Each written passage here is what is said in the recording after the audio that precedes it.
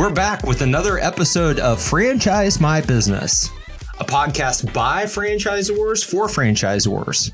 And one of the things that we talk about a lot when you're considering franchising, or if you are a franchisor, is the legal aspect of the business. As a matter of fact, that's one of the most important components to get down, solidified, make sure that you're protected and you've got great agreements.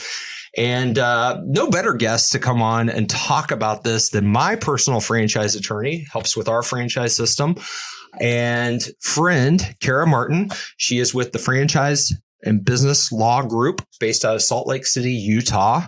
And we're going to talk a little bit about law. We're going to talk a little bit about why somebody be a franchise attorney. And moreover, we're going to talk about why you need to think about this stuff, not put your head in the sand. So without further ado, welcome to the show, Kara. Thank you, Kevin. It is a pleasure to be here. It's always a pleasure. I love anytime we get to talk. I remember the very first time we met in real life, I forced you to do a Facebook Live session. Do you remember that? Oh, I sure do. That was very shocking and very scary for me. Yeah. I'm here to push you out of your comfort zone, sister. I mean, if we're complacent, we're not growing, right? This is very true. So let's talk, because franchise law, like, I'm guessing you weren't 5 years old and you said, hey, I want to be a franchise attorney. But at some point in your career, or maybe you knew you wanted to be first of all, did you know you wanted to be an attorney when you were a kid? A lot of them do. I actually did for a little while. My main goal was to be an opera singer, actually. I was not blessed with the vocals of an opera voice. And so that desire was quickly dashed. My dad is actually an attorney. And so I grew up surrounded by the law. And he actually got into franchising. He was one of the very first franchise attorneys in Utah and nationally in the early 80s. So from a really young age, I knew about franchising probably more than most people. Saying that, though, it is not an area I thought I would be in. When I was considering becoming a lawyer starting in my early teens, I really thought I was going to be in the courtroom, the fancy, aggressive lawyer. And that is definitely not where I am today. Well, how did you, so your dad was a franchise attorney and you work with your dad, is that correct? He just retired. He did? Okay, cool. Yeah. Cool. After over 50 years, I think like 54 years of practice. Man, that's awesome. Yeah. So, but I was trained by him and, so yeah.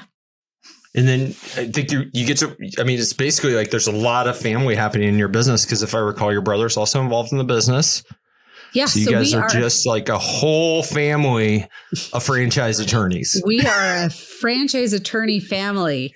We are. That is a good statement. Yeah. And I have a brother who is a franchisee and my mom has been a franchisee. So we love franchising apparently. Yeah. You're all in. That's awesome. That's awesome. That's awesome. I love when we have guests on that have dedicated their careers to it. I don't know if you know, Dr. Ben Latalian, with Franchise Well, but he's teaching at Georgetown University and empowering people and all these things and has dedicated his life to the business model. I've been in the business model for 15 years, so 2/3 of my career. And I'm with you. Like, I think it's one of the core business models out there. Like, it's just such a fun industry to be a part of. It really is. And when people ask what kind of law I practice, and I say franchise law, they kind of look at me sideways. I'm like, no, this is like the fun side of the law. Whenever I take a call from a prospective client, it's because they're excited. They're trying to grow their business. They want to expand. And I don't have to deal with the weight of what a lot of attorneys do. So I'm on the happy side of the law, which I love. Yeah. You're like at that inflection point where an entrepreneur has built a successful business and they're like, hey, somebody else might want to fly this flag and I need to figure out how to legally do that. And so you're right. You're catching an entrepreneur And I think that's why I like the startup entrepreneur space in terms of franchising. It's that going from one to many, and what is really one of the only exponential ways that you can expand kind of a traditional business, right?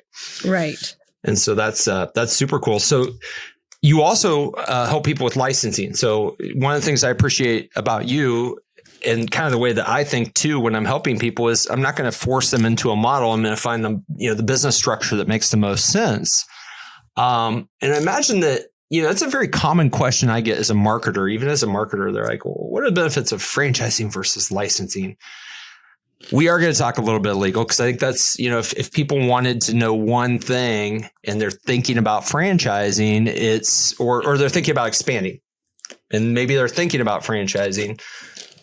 What are some of the reasons that somebody would want to franchise versus license?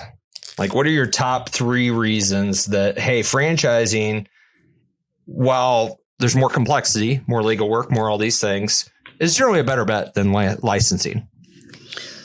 Well, to answer that, I just want to back up a little bit. Franchise is actually a license. And so there's just various types of licensing, and franchising is one. It's one of the most complex types of licenses.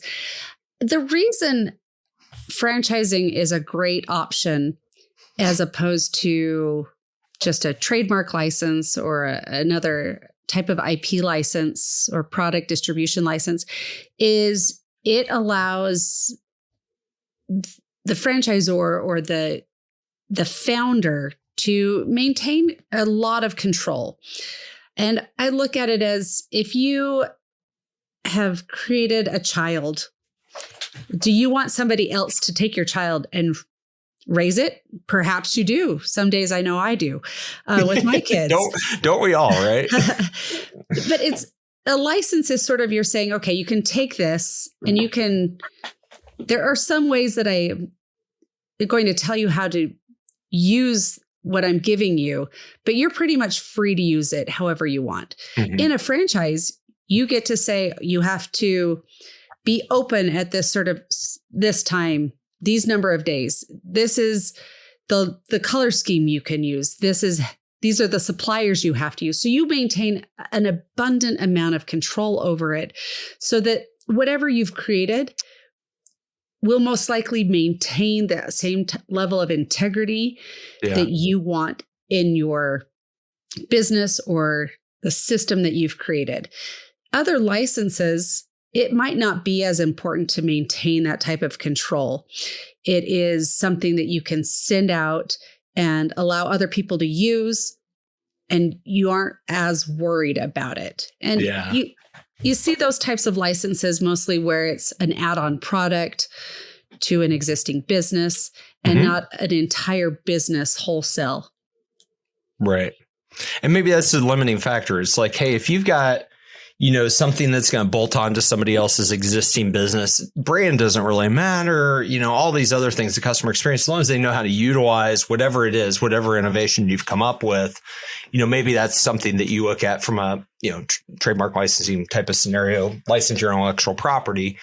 But if you want to fly the flag, you want the brand and all those things, absolutely. Like, franchising is going to protect, it's going to protect the entire organization, right?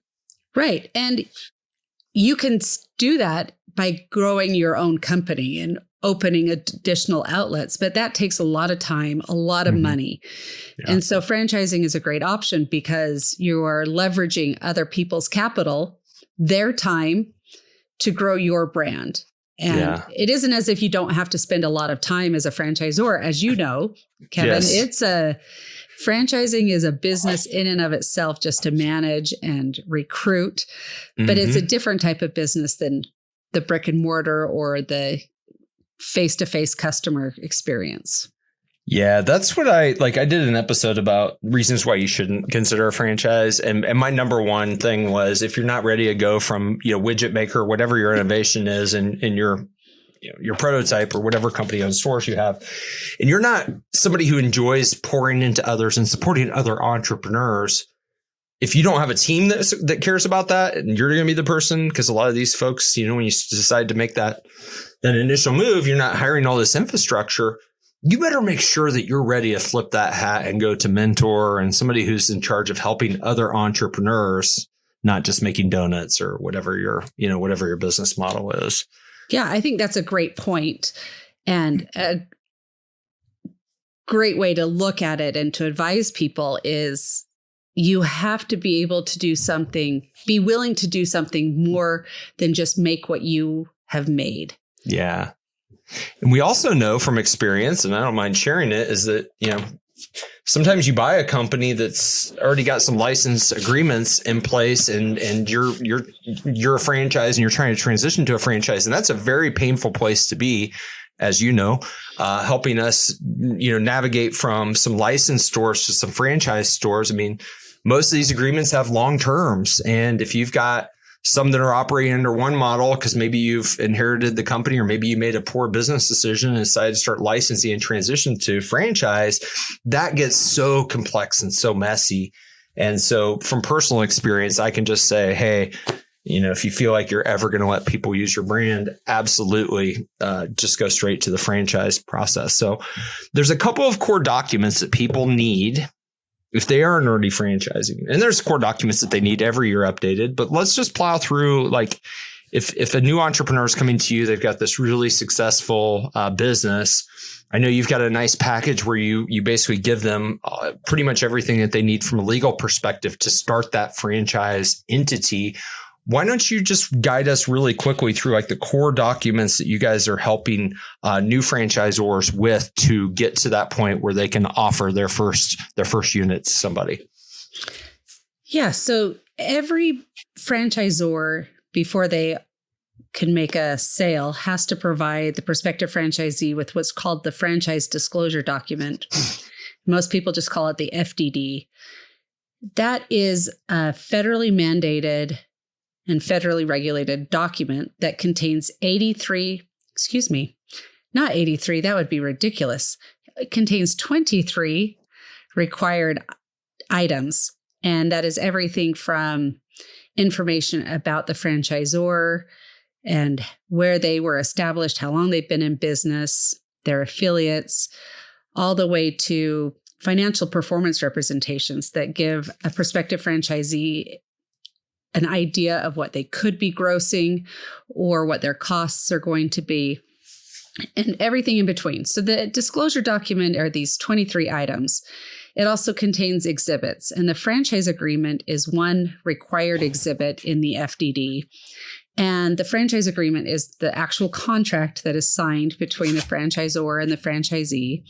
And that just further details the information in the FDD and is the governing document about how the relationship is going to go between all the parties. And there are other documents that are included in the FDD, and we provide that. We help with trademark registration. We help with entity formation, license agreements between the various companies of the franchisor, if needed, to allow the intellectual property to be licensed and exchanged between their own companies.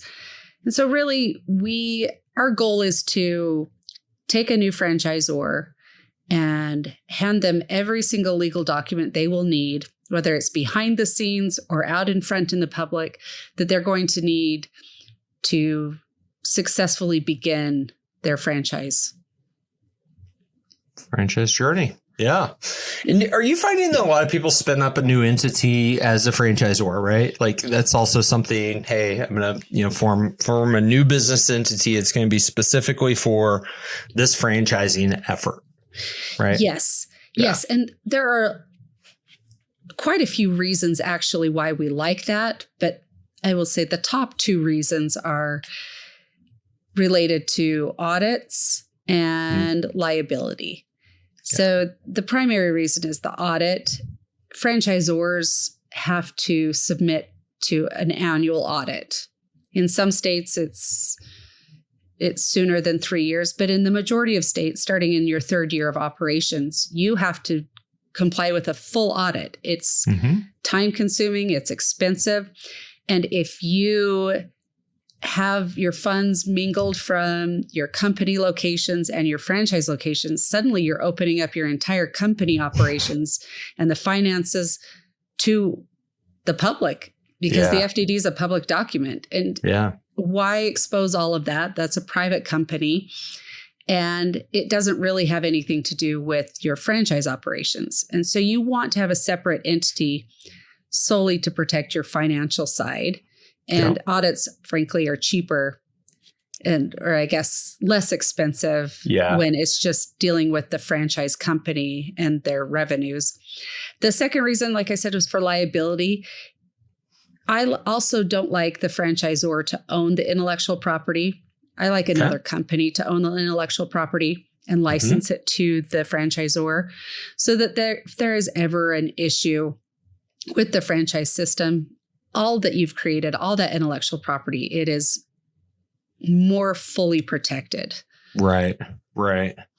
No, I love that. That's really smart. And so like, do you ever, because you also do franchisee representation too, correct? We do. It's not as robust, but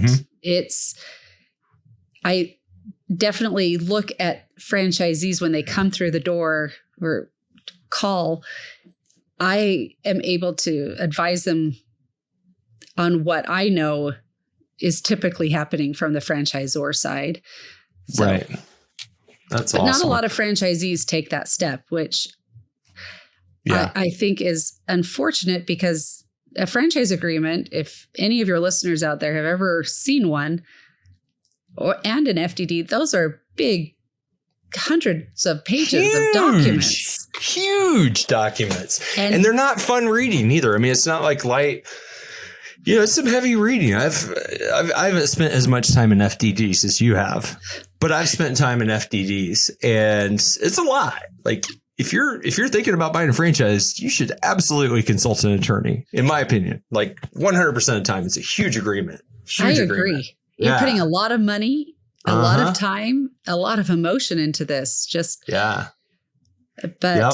it's because they're putting a lot of money that they're like, another chunk of my money to an attorney. But they're big. They are not the most exciting documents to read. It's not reading Harry Potter for sure. No, Harry Potter. No, definitely not Harry Potter. That's kind of the analogy I was looking for. When do you recommend, if somebody's got a thing and they're like, hey, I'm gonna expand and franchising is gonna be our business model. I guess probably at that point, right? Like after they've got their business plan, they figured out, they've given it a go. It probably makes sense to get started on the legal stuff in pretty short order. So if they've validated their market, they've done all their research, they've made a big boy or big girl decision. Hey, this is going to be something that we do. From my perspective, it sounds like legal is right up front, because it takes time. It takes money. It's distracting. Like there's a lot of work required from the entrepreneur. You can't just fabricate that document. You have to know a lot about the business. To me, that makes sense as a very early stage startup activity. Would you tend to agree with that? Or are there reasons that you see entrepreneurs say, hey, I'm going to wait until fill in the blank happens and then pull the trigger on all of this legal investment?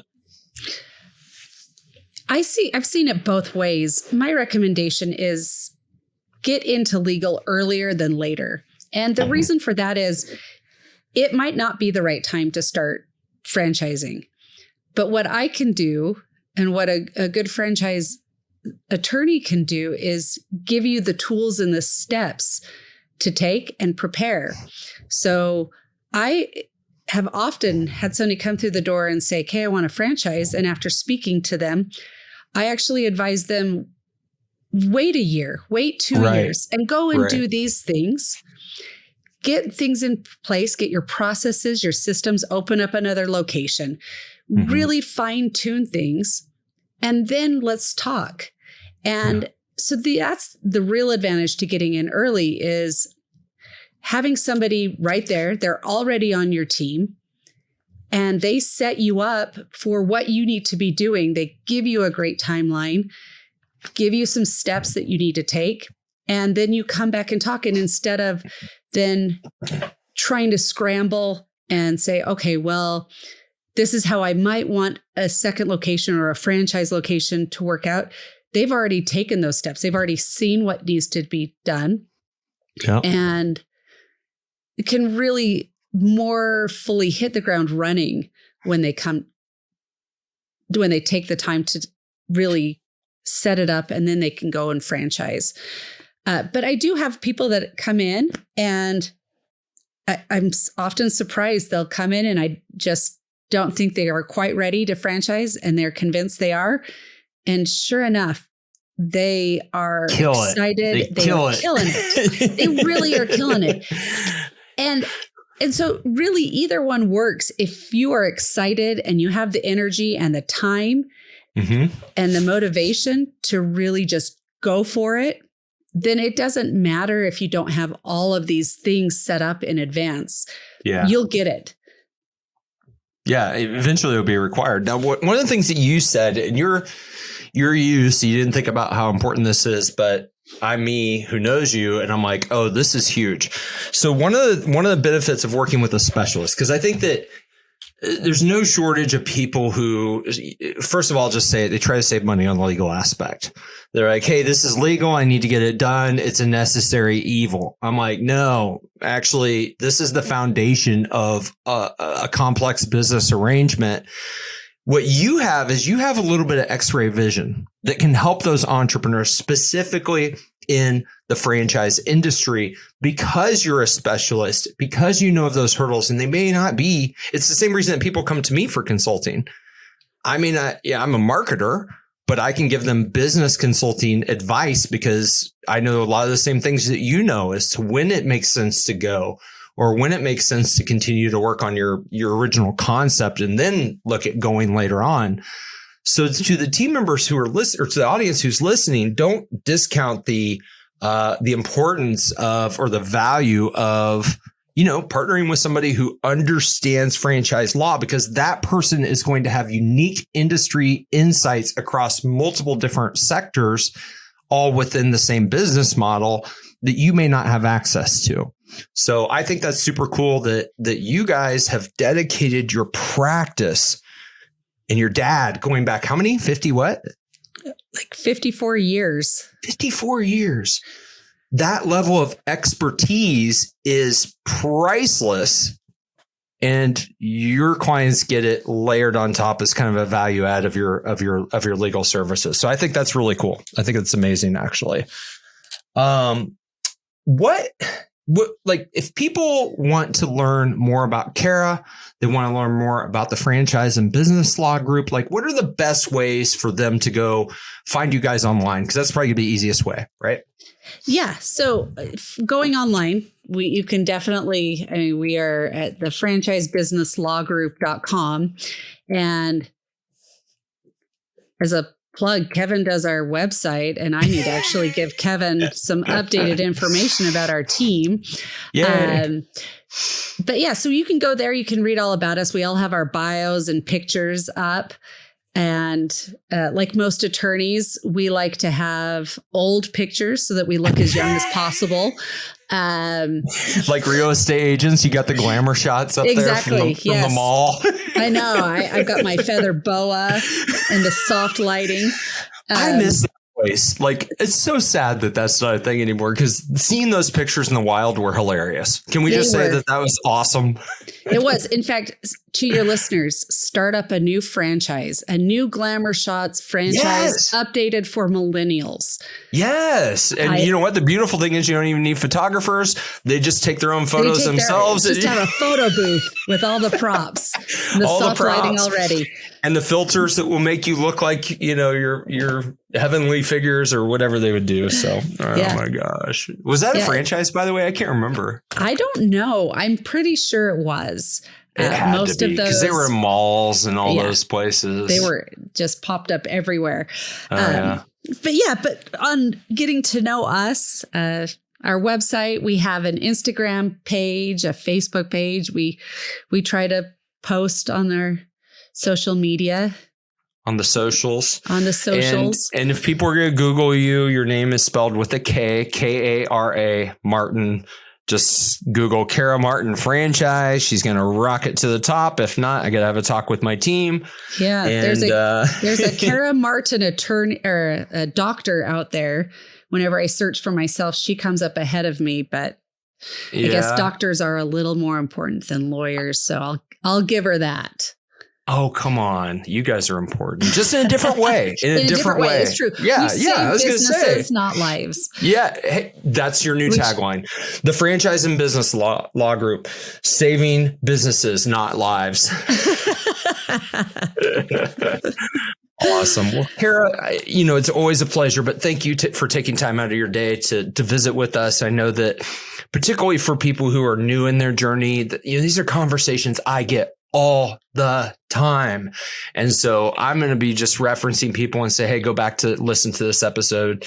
And I hope that people seek you out and find you online, because I can be a testimony right now and say that you've been a wonderful attorney and of counsel and a friend to us over the years. So we deeply appreciate it. And thank you so much for coming on the show, Kara. Absolutely. If I can just say one thing, you said right there that we've become friends. I think that's one unique thing about our law firm that I know. We really try to become friends and supporters of our clients. We use their products. We use their services. We like to become friends with them. And it is fun for us as attorneys to get to know our clients on a different level than just a transactional level. Yeah. And we also all your listeners, we offer a free consultation. Ooh, and so I don't hear free in attorneys very often. So what's up with the free consultation? I want one. We offer anybody who is wondering if they should franchise or what their licensing options are. Just give us a call. We will talk to you for 30 minutes, free of charge, answer questions, correspond through email, whatever you need, and help you understand whether it's the right business model for you, what are your other options, costs, timelines, everything. And so hit us up. It's a total benefit to prospective franchisors and business people. And we do it as a service because, one, it obviously helps us in the event you want to turn around and franchise and hire us, but it also makes for better business people out there. Yeah. I love that. And so, yeah, ladies and gentlemen, I can tell you, speaking from experience, that Kara is a dream to work with. We've worked with her for, I think, over 4 years as our franchise attorney. Take her up on that offer. It's not empty-hearted. She's a helper. She loves to help people. And you can learn more about them by finding her online. Kara, again, thank you so much for joining us. Awesome conversation. Listeners, there's basically 2 things that I ask. Actually, I'm going to ask 3. Number 1, go look up Franchise Business Law Group. Seek out Kara if you need legal help. She will take amazing care of you. Number 2, if you enjoyed this show, please smash the subscribe button. I'm trying to get this thing off the ground, and there's computers monitoring it, and you just doing that simple act tells the robots, hey, this is a growing show. And then number 3, if you found value in this episode, share it with one person who will care. Until next time, I'm your host, Kevin Oldham. Thank you, and have a phenomenal day.